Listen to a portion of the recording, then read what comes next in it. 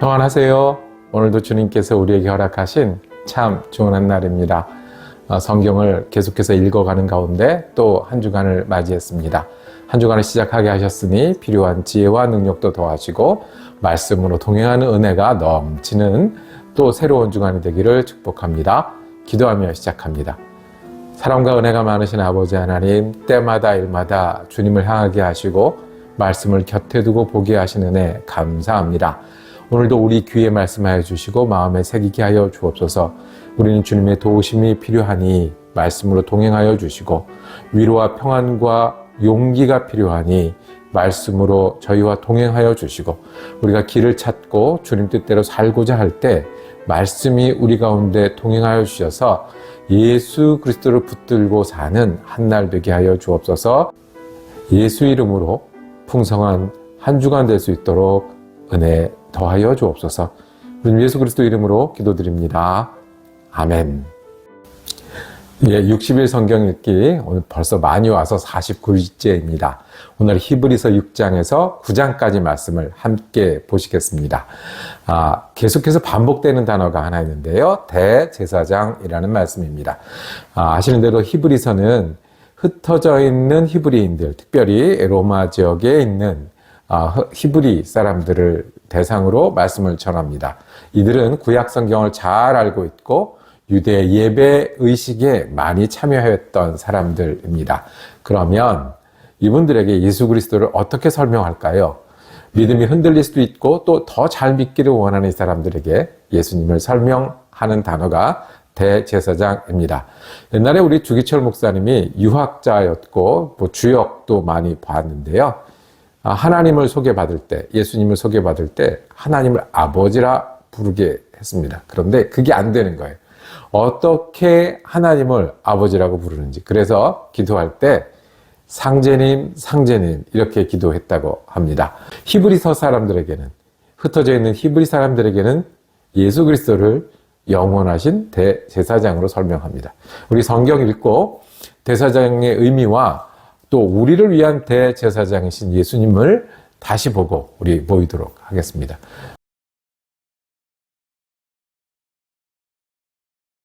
히브리서 6장. 그러므로 우리는 그리스도교의 초보적 교리를 제쳐놓고서 성숙한 경지로 나아갑시다. 죽은 행실에서 벗어나는 회개와 하나님에 대한 믿음과 세례에 관한 가르침과 안수와 죽은 사람의 부활과 영원한 심판과 관련해서 또다시 기초를 놓는 일이 없어야 하겠습니다. 하나님께서 허락하시면 우리는 그렇게 할 수 있을 것입니다. 한 번 빛을 받아서 하늘의 은사를 맛보고 성령을 나누어 받고 또 하나님의 선한 말씀과 장차 올 세상의 권능을 맛본 사람들이 타락하면 그들을 새롭게 해서 회개에 이르게 할 수 없습니다. 그런 사람들이야말로 하나님의 아들을 다시금 십자가에 못 박고 욕되게 하는 것이기 때문입니다. 땅이 자주 내리는 비를 흡수하여 농사짓는 사람에게 유익한 농작물을 내주면 그 땅은 하나님께로부터 복을 받습니다. 그러나 가시덤불과 엉겅퀴를 내면 그 땅은 쓸모가 없어지고 저주를 받아서 마침내는 불에 타고 말 것입니다. 사랑하는 여러분, 우리가 이렇게 말하지만 여러분에게는 구원에 이르게 하는 더 좋은 것들이 있다는 것을 확신합니다. 하나님은 불의하신 분이 아니므로 여러분의 행위와 여러분이 하나님의 이름을 위하여 나타낸 사랑을 잊지 않으십니다. 여러분은 성도들을 섬겼으며 또 지금도 섬기고 있습니다. 여러분 각 사람은 같은 열성을 끝까지 나타내서 소망을 이루시기 바랍니다. 여러분은 게으른 사람이 되지 말고 믿음과 인내로 약속을 상속받는 사람들을 본받는 사람이 되어야 합니다. 하나님께서는 아브라함에게 약속하실 때에 자기보다 더 큰 분이 계시지 아니하므로 자기를 두고 맹세하시고서 말씀하시기를 내가 반드시 너에게 복을 주고 복을 줄 것이며 너를 번성하게 하고 번성하게 하겠다 하셨습니다. 그리하여 아브라함은 오래 참은 끝에 그 약속을 받은 것입니다. 사람들은 자기보다 더 위대한 일을 두고서 맹세합니다. 그런데 맹세는 그들에게 모든 논쟁을 그치게 하여 주고 확정을 지어줍니다. 그래서 하나님께서는 그 약속을 상속받는 사람들에게 하나님의 뜻이 변하지 않는다는 것을 더욱 환히 나타내 보이시려고 맹세로서 보증하여 주셨습니다. 이는 앞에 놓인 소망을 붙잡으려고 세상에서 피하여 나온 사람들인 우리가 이 두 가지 변할 수 없는 사실, 곧 하나님의 약속과 맹세를 의지하여 큰 위로를 받게 하려는 것입니다. 하나님께서는 약속하시고 맹세하실 때에 거짓말을 하실 수 없습니다. 우리에게는 이 소망이 있으니 그것은 안전하고 확실한 영혼의 닭과 같아서 휘장 안에까지 들어가게 해줍니다.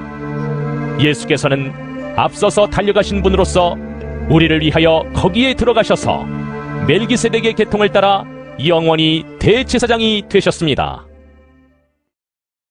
히브리서 7장. 이 멜기세덱은 살렘 왕이요 지극히 높으신 하나님의 제사장이었습니다. 그는 아브라함이 여러 왕을 무찌르고 돌아올 때에 그를 만나서 축복해 주었습니다. 아브라함은 모든 것의 10분의 1을 그에게 나누어 주었습니다. 첫째로 멜기세덱이란 이름은 정의의 왕이라는 뜻이요, 다음으로 그는 또한 살렘 왕인데 그것은 평화의 왕이라는 뜻입니다. 그에게는 아버지도 없고 어머니도 없고 족보도 없고 생애의 시작도 없고 생명의 끝도 없습니다. 그는 하나님의 아들과 같아서 언제까지나 제사장으로 계신 분입니다. 멜기세덱이 얼마나 위대한가를 생각해 보십시오. 족장인 아브라함까지도 가장 좋은 전리품의 10분의 1을 그에게 바쳤습니다.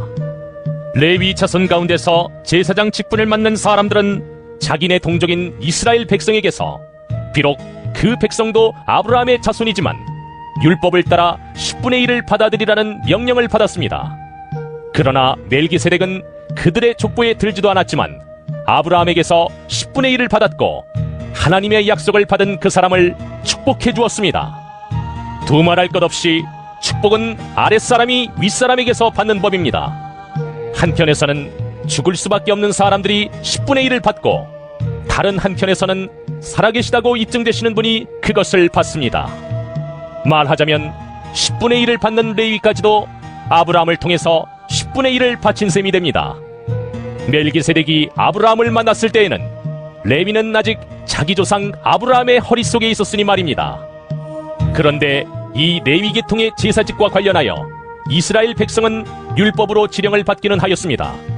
그러나 만일 그 제사직으로 완전한 것이 이루어질 수 있었다면 아론의 계통이 아닌 멜기세덱의 계통을 따른 다른 제사장이 생겨날 필요가 어디에 있겠습니까?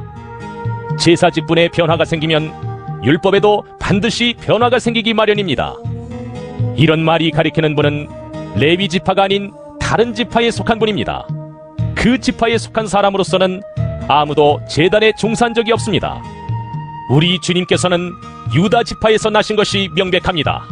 그런데 모세는 제사장들에 관하여 말할 때에 이 지파와 관련해서는 말한 것이 아무것도 없습니다. 멜기세덱과 같은 모양으로 다른 제사장이 생겨난 것을 보면 이 사실은 더욱더 명백합니다. 그는 제사장의 혈통에 대해서 규정한 율법을 따라 제사장이 되신 것이 아니라 썩지 않는 생명의 능력을 따라 되셨습니다. 그를 두고서 말하기를 너는 멜기세덱의 계통을 따라서 영원히 제사장이다. 한 증언이 있습니다. 전에 있던 계명은 무력하고 무익함으로 폐하게 되었습니다. 율법은 아무것도 완전하게 하지 못하였습니다. 그래서 하나님께서는 더 좋은 소망을 우리에게 주셨습니다. 우리는 이 소망을 힘입어서 하나님께 가까이 나아갑니다. 그리고 예수께서는 하나님의 맹세 없이 제사장이 되신 것이 아닙니다. 레위 계통의 사람들은 맹세 없이 제사장이 되었습니다.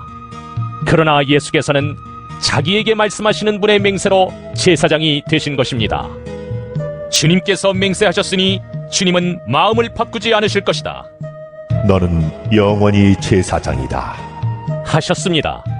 이렇게 해서 예수께서는 더 좋은 언약을 보증하시는 분이 되셨습니다. 또한 레위 계통의 제사장들은 죽음 때문에 그 직무를 계속할 수 없어서 그 수가 많아졌습니다. 그러나 예수는 영원히 계시는 분이므로 제사장직을 영구히 간직하십니다.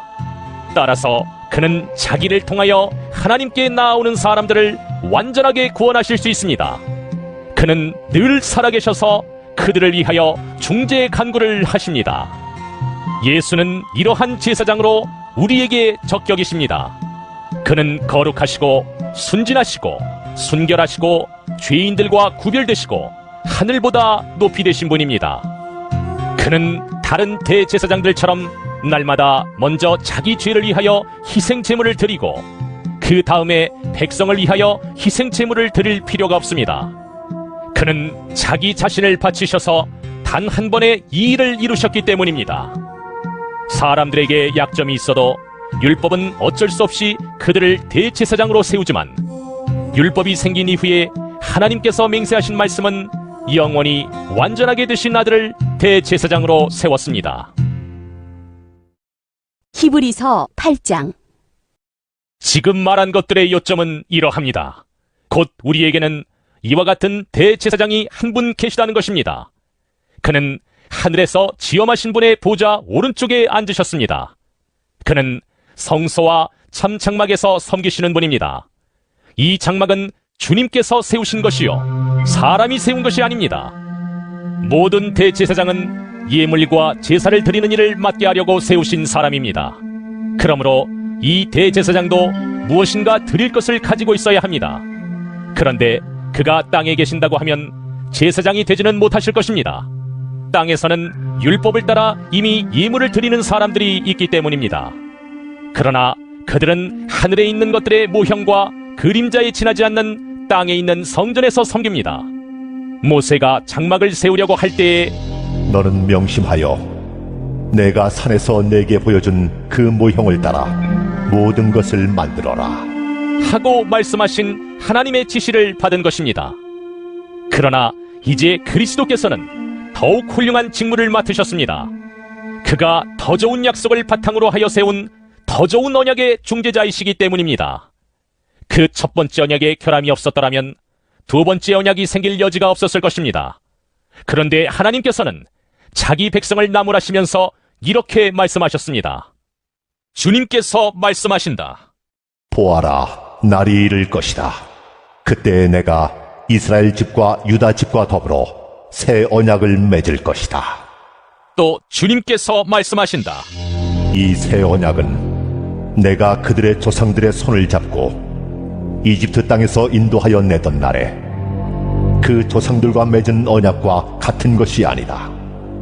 그들은 내 언약을 지키지 않았으므로 나도 그들을 돌보지 않았다. 또 주님께서 말씀하신다. 그날 뒤에 내가 이스라엘 집과 맺을 언약은 이것이니 나는 내 율법을 그들의 생각에 넣어주고 그들의 마음에다가 새겨주겠다. 그리하여 나는 그들의 하나님이 되고 그들은 내 백성이 될 것이다.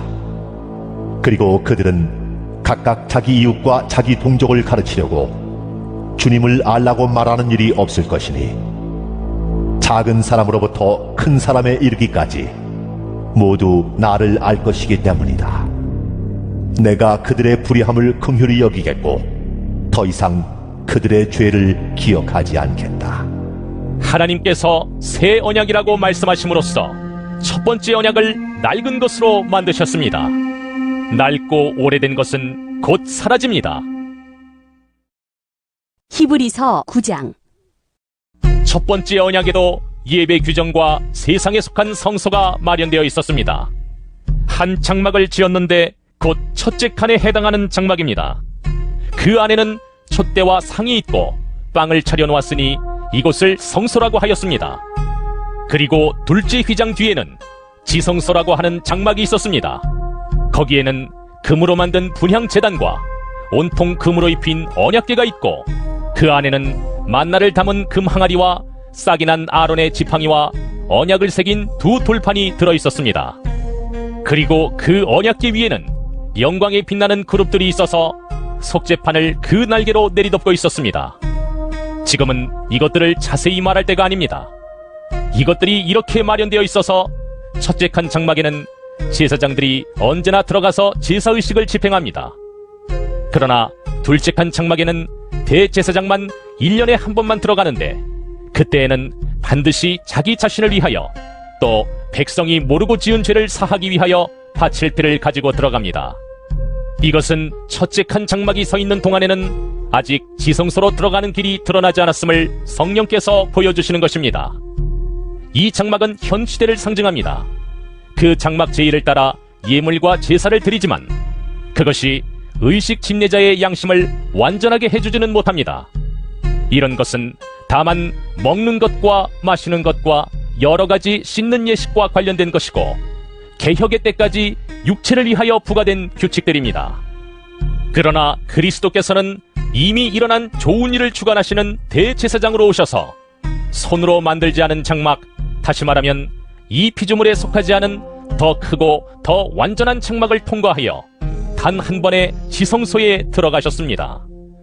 그는 염소나 송아지의 피로서가 아니라 자기의 피로서 우리에게 영원한 구원을 이루셨습니다.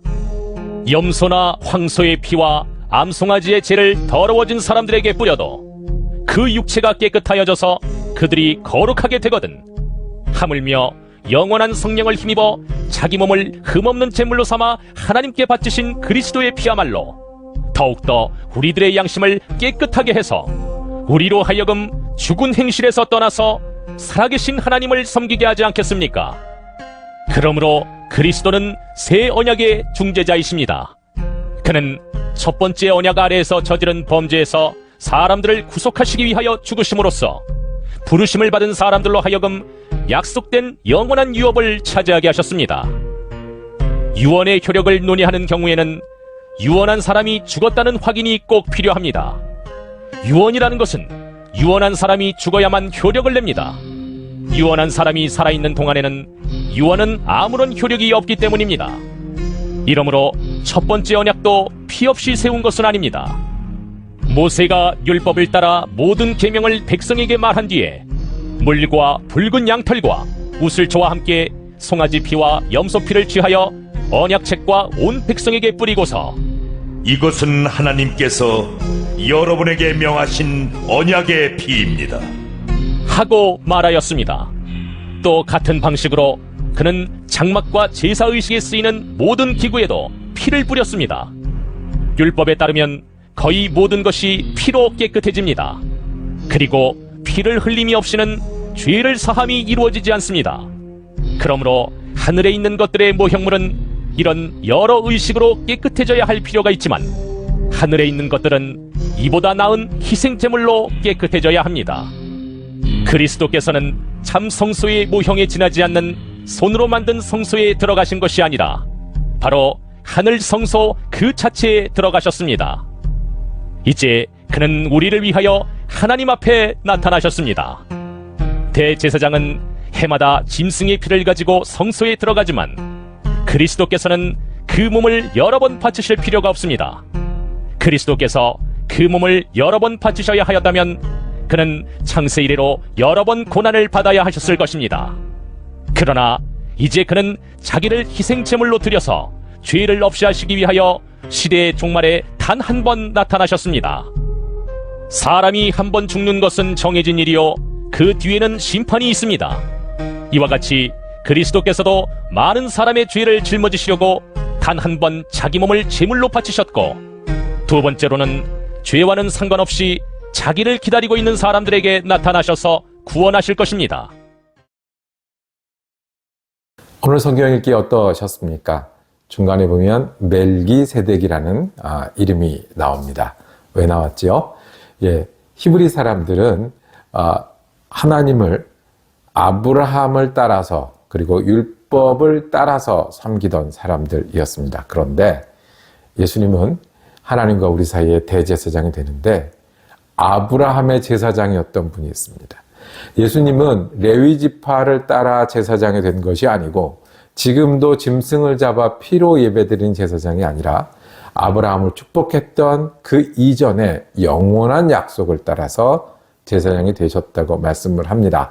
구약은 짐승을 잡아서 죄를 속하여 구원에 이르는 그런 제사장이 필요했다고 하면 그 이전에 영원한 생명으로 거룩한 제사장이 되신 예수 그리스도가 있고 그 제사장이 우리를 위한 대제사장이 되고 단번에 자기를 들여서 하나님과 우리 사이를 화목하게 하셨으니 이제는 우리가 예수로 구원을 얻고 모든 사람을 구원시키는 생명의 대제사장이 됩니다. 우리가 그렇게 구원받았습니다. 예수가 우리의 대제사장이시고 단번에 이루신 구원을 오늘도 우리가 믿음으로 우리의 구원이 되고 그리고 그 구원의 소망과 능력으로 살아갑니다. 자, 오늘 또 어떤 일을 만날까요? 어떤 사람들과 함께 지낼까요? 우리를 위한 대제사장이 계시니 주님을 의지하여 구원받은 구원의 소망을 가지고 여러 일에 믿음으로 승리하는 저와 여러분이 되기를 원합니다. 기도하겠습니다. 하나님 감사합니다. 우리를 축복으로 새 생명으로 새 언약으로 대제사장 예수를 의지하여 구원을 얻게 하시니 감사합니다. 이 믿음이 가장 소중한 기초가 되어 오늘도 주님을 의지하며 살게 하시고 의지할 때마다 주님께서 주신 구원의 기쁨과 능력이 오늘 하루를 이끄는 귀한 힘이 되게 하여 주옵소서. 내게 있는 일, 내가 만나는 사람 넉넉히 믿음으로 감당할 수 있는 귀한 한 날 될 수 있도록 하나님 함께 하여 주옵소서. 주님 예수 그리스도 이름으로 기도드립니다. 아멘. 내일은 히브리서 뒷부분 함께 읽도록 하겠습니다. 은혜로운 한 날 되시기를 축복합니다.